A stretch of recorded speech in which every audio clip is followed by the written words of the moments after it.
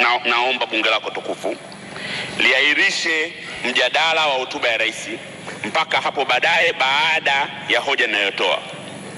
Muda mfupi uliopita, waziri wa habari ametoa kauli ya serikali ambayo inawanyima haki wananchi ya kufuatilia shughuli la baraza lao la uwakilishi, bunge la Jamhuri ya Muungano wa Tanzania. Televisheni ya taifa TBC ni televisheni inayoendeshwa na fedha za umma zinazopitishwa ndani ya bunge.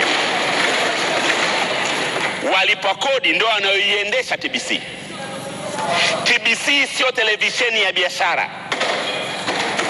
Inafanya biashara kwa sababu tu serikali imeshindwa kuipa mafungu yanayotosha ya kuendesha shughuli zake.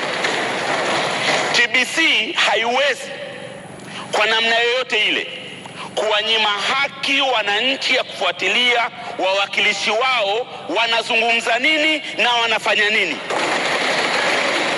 Na ndio maana kwa muda mrefu sasa kumekuwa na shughuli za bunge zikionyeshwa na televisheni ya taifa moja kwa moja.